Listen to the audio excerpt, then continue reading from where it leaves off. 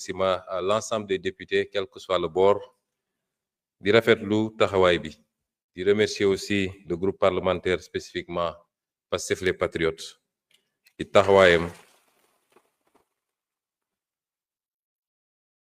ci constance am ak ci effort yi muy def pour relever le niveau de cette assemblée man newoon naa fi député doon benn député ta Pastef waaye yombul woon man déggaguma fi nii kar nañu député opposition pour essayer ko faagaagal wala duma ko bu du commission du plénière loolu wone na ni li ngeen wax ci assemblée de rupture am na it ay écho ndax sama ministre yi fi jaar yépp wax nañ ma écho yi keroog dama woo ministre Yankuba ne ko très bien fait parce que yow man mii sax léeg-léeg dama lay essayer jot ba sonn duma la jot dégg naa député yi gësam nañ la bu baax a baax loolu nag du ma ne lu bees sa waaye musul amee nii député yi def seen rôle en toute indépendance te teewul it ñu respecter la logique globale du parti kon ñu ngi leen di féliciter di wax ni ñun ñëw assemblée nationale du problème ci ñun ndax nekkoon nañ fi en tant que député di affronter une majorité kon na ñëpp dara seen xel te bàyyi daw bi ndax dem toog ci télé yi naan Ousmane Sonko suba ak ngoon te Ousmane Sonko buy ñëw nga buub say bagages bokkul ci jàmbaar leneen la yokk ci nii séance yu mel nii baax na te respecté nañu aussi délai bi ndax xool naa kañ lañu voté règlement intérieur bi ak kañ lañ ko promulgué kañ la génn ci journal officiel bi kon génnuñu ci délai bi du it loo xam ne assemblée mooy convoqué d'autorité li yoon wax rek mooy une fois tous les 3 mois mun na nekk au début au milieu ou à la fin lu ñuy waxtaane la ñu xool disponibilité kenn ku nekk mais li am solo mooy ci ñetti weer yi dinaa fi ànd ak gouvernement bi du question d'actualité aussi au premier ministre texte bi waxul premier ministre dafa ne le gouvernement mais ñu bari ñoom jàpp nañ ni Ousmane Sonko la moo tax ñu naan sax duñu dem ndax Sonko man nag duma agressé kenn waaye duma koo xam ne nag waaw honorable Tafsir Thioye day ñëw fii wax xalaat yu leer nañ teg ko ci xam-xam ak chiffre ñu tontu ko ci loola ku ñëwee noonu rek ñu ñëwee noonu waaye përti bi moom ku fi ñëwit Pastef defe naa kenn du ko démontrer xadar ak xarañ ak defante kon nañu dellu si ci l'essentiel honorable Ayib Daffé dafa wax ci lu jëm ci contexte bi contexte nag contexte politique la njëkkee contexte politique bi dafa mel ni li ci ëpp sax dafa dellu si suñu biir waaye may dalal xelu ñëpp ku am déglu ak seetlu dama waxoon ni ba may annoncé dama ne woon y aura un avant un pendant et un après 8 novembre damay bëgg léeg-léeg ñu may déglu ci la may wax amoon na avant 8 novembre moom defe naa musul am ci Sénégal après 8 novembre nag moom jëfur général la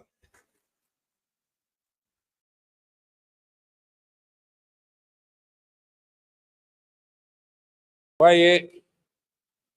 ñu dalal xelu nit ñi ni loolu dafa amoon benn nécessité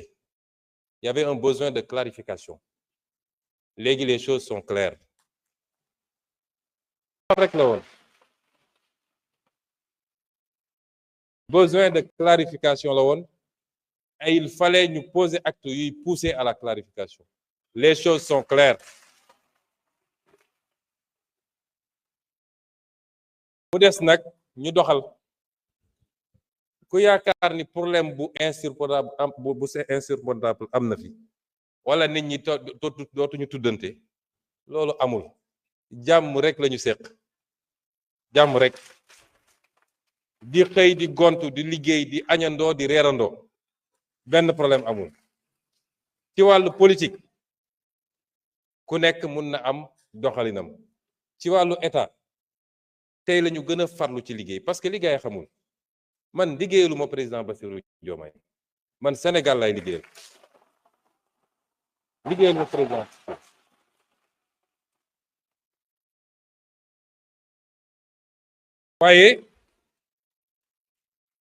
waaye liggéey gi may liggéeyal Sénégal dafa nekk ci kilifteefu président Bassirou te ci mandaam lañ koy comptabiliser. lépp lu ma jàpp ne lii njëriñ la duma ci xaar président Bassirou, lépp lu ma yaakaar ni lii safaan wala duma ci xaar président Bassirou. moo tax contexte politique mënul am impact ci suñu xëy ak suñu gont ak suñu liggéey te tey séance bi won na leen ni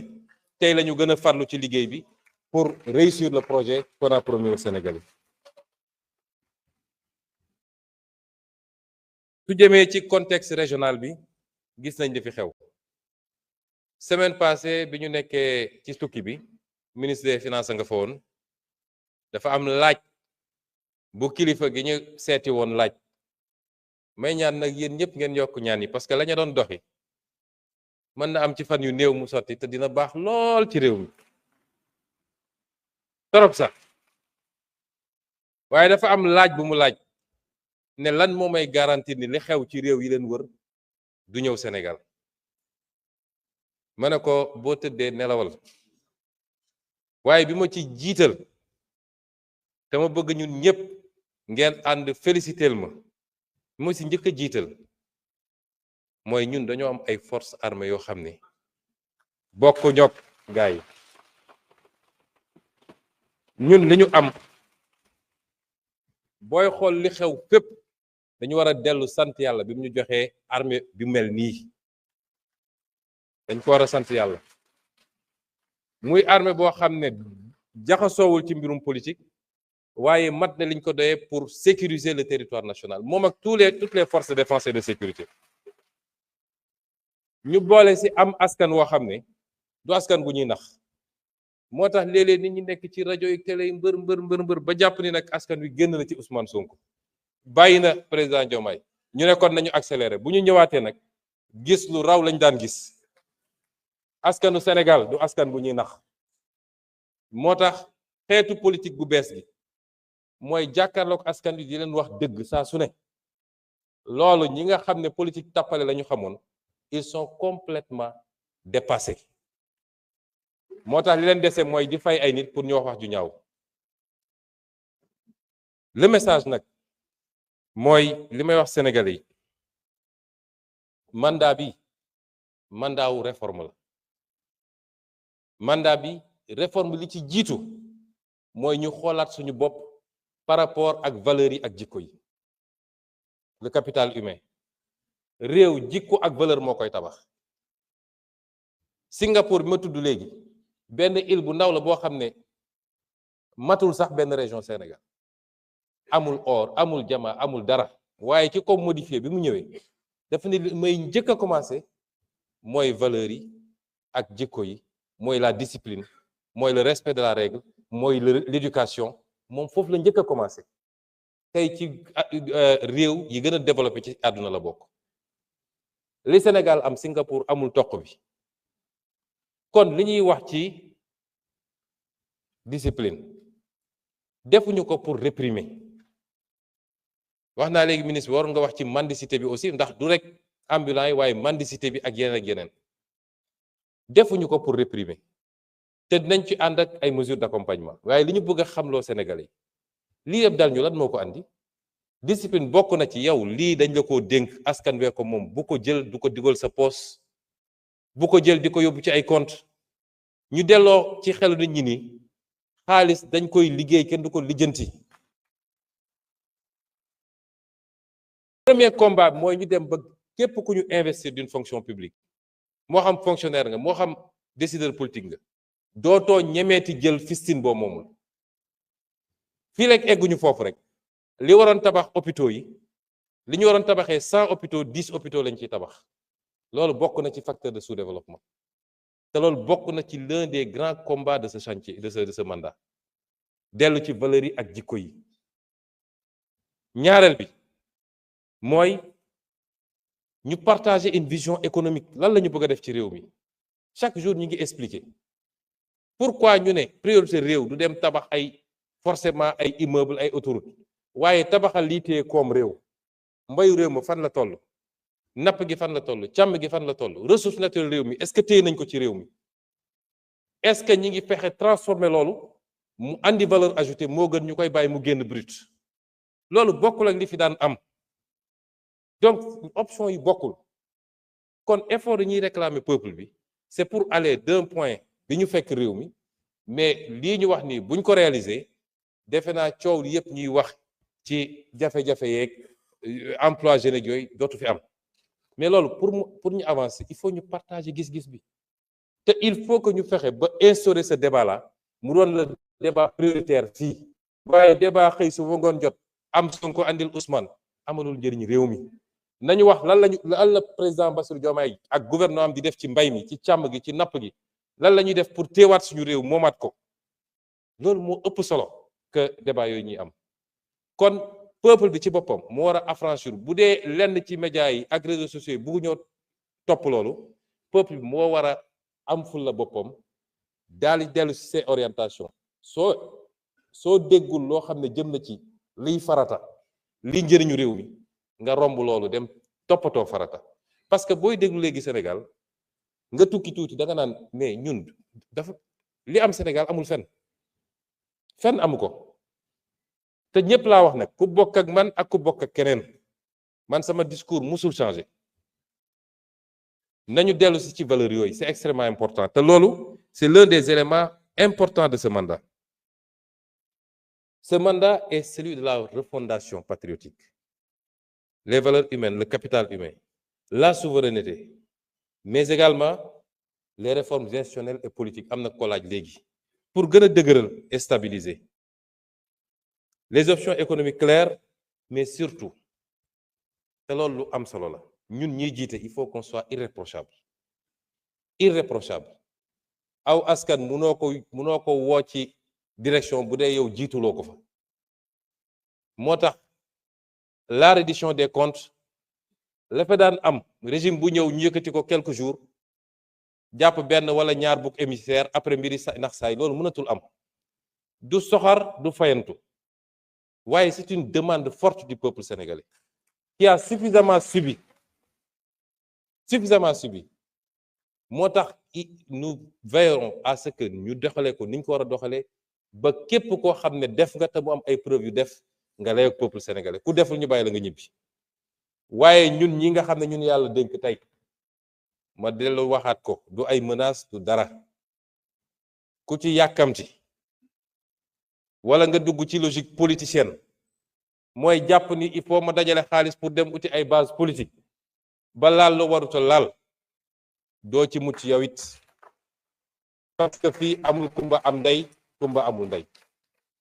on appliquera la même rigueur enfin yi nga xam ne c'est les grandes orientations li ma bëgg a gëmlu peuple bi xam ko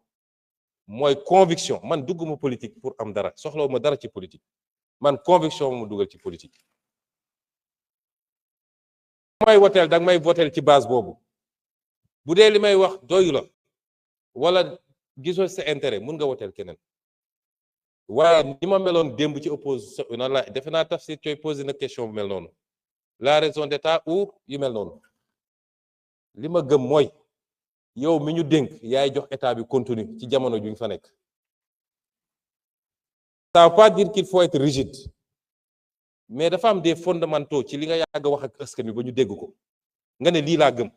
lan moo mën a justifier nga ñëw nekk ci pouvoir di changer loolu rien ne peut le justifier te la plupart du temps on ne le fait pas pour le peuple on le fait pour des intérêts occultes on le fait parce qu'il y a des pressions de lobby on le fait parce qu'on a ses calculs personnels mais on ne le fait jamais pour le peuple et c'est pourquoi man li ma gëm mooy la raison d'État c'est la raison de celui qui incarne ou ceux qui incarnent l'État par rapport à leur combat politique par rapport à leur doctrine par rapport à li ñu wax ak réew mi pendant tout ce temps-là c'est ça la raison d'État et la souveraineté lu am solo la c'est au nom de cette souveraineté que je considère moi-même que réew boo xam ne Sénégal seq na ak yow réciprocité dafa war a am waxoon naa ko fii ci visa yi te ñu ngi ciy liggéey noonu laa koy waxee ci extradition réew bu téye un fugitif sénégalais ne du ma extrader li nga fi am di demander extrader du ma ko extrader je ne le ferai jamais et le principe de souveraineté également est important. loolu daal laay wax ci appel qu'on reste nous-mêmes rawatina yéen patriotes yi bu ñu pouvoir soppi lañ doon woote démb ak barki démb nañ ci continuer te xam ni nguur yàllaa koy joxe jaarale ko ci réew jaarale ko ci nit ñi mais ci kaw relation de confiance bi ngay séq ak nit ñi loolu laa gëm. asalaamaaleykum.